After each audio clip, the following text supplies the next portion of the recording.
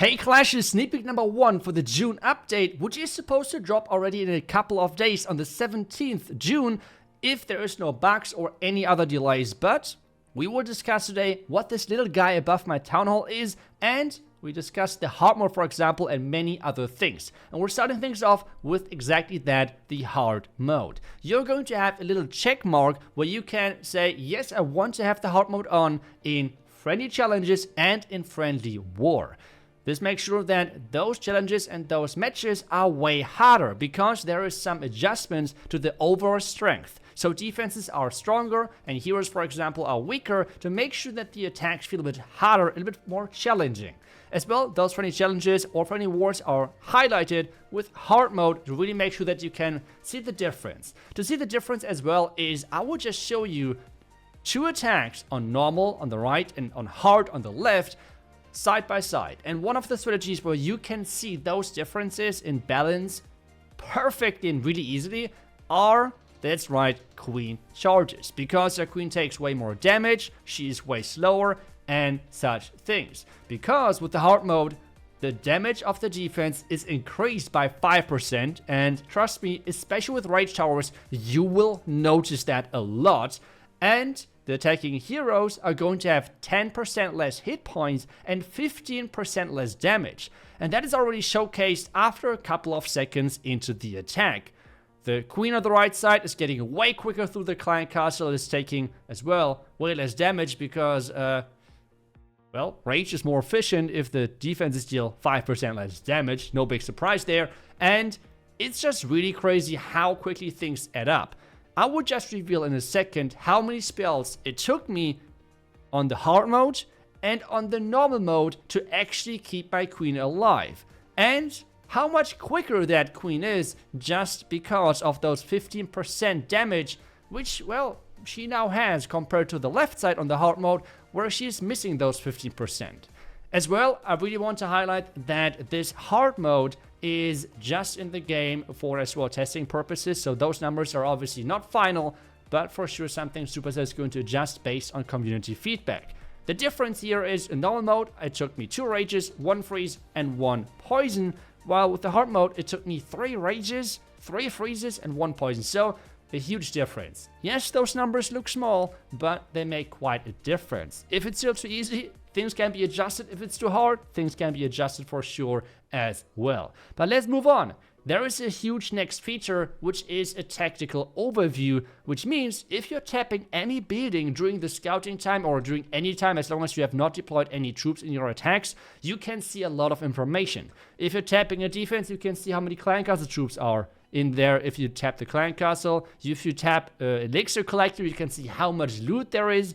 Same with gold mine or gold storages or whatever. And if you tap one type of a defense, you're going to see all of those defenses highlighted, which means sweepers, buildings in general, inferno towers. You're going to be able to tell if that's multi-inferno tower, single inferno tower, ground expo, air expo, I don't know, like all of those good stuff. Or have you ever looked for the last sweeper? Because you saw this one sweeper, but the second one, no clue where it is. Just tap the one sweeper and you're going to find it. So overall, quite nice to make sure that clashers all over the world can way easier to plan their attacks because they have those information available to them. So this should make things quite easier, and especially to those farmers as well, because now you can clearly see how much loot there is. And loot is needed to do what? Exactly, to upgrade your village. There is a ton of changes, but huge shout out goes to Clash Ninja. He has actually summarized all of them. And if you're looking for a stats website when it comes down to how long does my upgrade cost and everything,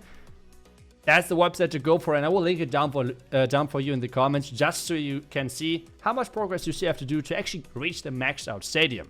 But let's take a look at some of those changes. Tower 12, we already saw, it's going to be 1 month less. For Tower 13, it's 2 months less when it comes down to structures. This reduction of like time and cost is mainly around buildings and not really about like the lab. So the changes there are quite big.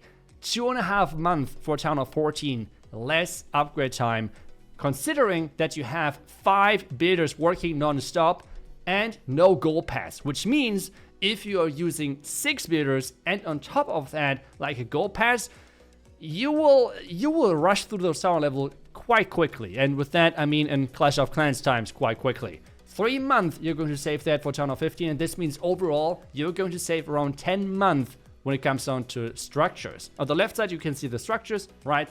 On the side of that you see the lab time, which is quite a nice change, I want to say. Let's move on though to the next quality of life improvement, which to be honest is not as important to most, because now you can see on top of your blacksmith building if there is an ore full, and you can now tell which ore is kind of like, you can't really store it anymore. The problem here is ores, not that many people have many of them, so I'm not sure how relevant that is, but hey, it is there in the game now. Another thing is now for the spiky ball and fireball, for example, there had been some problems with the targeting of those equipment. Those have been adjusted to make sure that the size of the building is not as relevant anymore, to make sure it's more reliable of where the fireball goes, which is quite nice. Another change is going to be for the Supercell ID. If you have multiple accounts, you should be now able to change the order of them, which again is a nice quality of life change and nice to have for sure, especially to those out there who have multiple accounts and want to adjust the order of them and switching to them. Well, let's move on to the next change, which is going to be an interesting one, okay? Please hear me out first. It is going to be the apprentice builder for town level 10 and above. You can now build and buy this builder for quite some gems. What you can do with it, you can pretty much, like, once every 23 hours, you can clip it to a builder and increase the speed on how quick that builder works. Envision it as the clock tower in builder base, but instead it only works for one builder, and on top of that, it works not with builder potions as well. And you can see already, it is not cheap. It takes quite some gems to actually upgrade it. You can get it to level 8 total, which costs you 6,500 gems.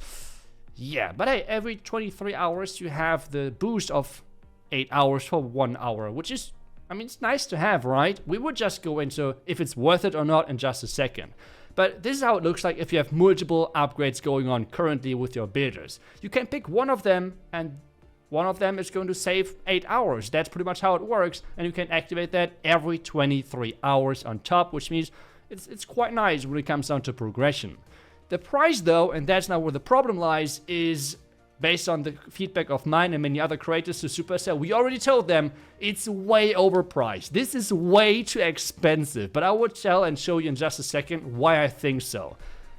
Well, there's currently a lot of things in the game which you kind of have to buy, right? I mean, the most nicest thing to buy with the gems is, I guess, the hero book, because it's really efficient. But there's other things now which you kind of have to buy with the gems as well. If you have missed an event, you might have to buy one of those equipments. And gems currently are not as easy to obtain with so many different things you can buy with them and use them. But let's just think about the hero book again. If it comes down to gems, and we're not talking about, like, well, equipment, this is pretty much the best thing you can do. The apprentice builder takes 6,500 gems, which is 13 books of heroes, which you can buy with them. So there's different cases, right, depending on how well you upgrade it. But if you're already really far, Town of 16, for example, one book is taking like 8 days away, every single book, because of your hero upgrades. If you're already like in the middle town level, let's say it's taking 6 days away of your time, of your progression, which if you add this up is nearly 2,500 hours, or in the other way, it's 8,072 hours, which you save with those books. Let's now convert this into the apprentice builder. How long does it take for the apprentice builder to be better? Well, if we are going from the 8 days upgrade time, then it takes 312 days to actually be worth it upgrading the apprentice builder. That's a long day. Well, next thing with the 6-day example, it takes 234 days.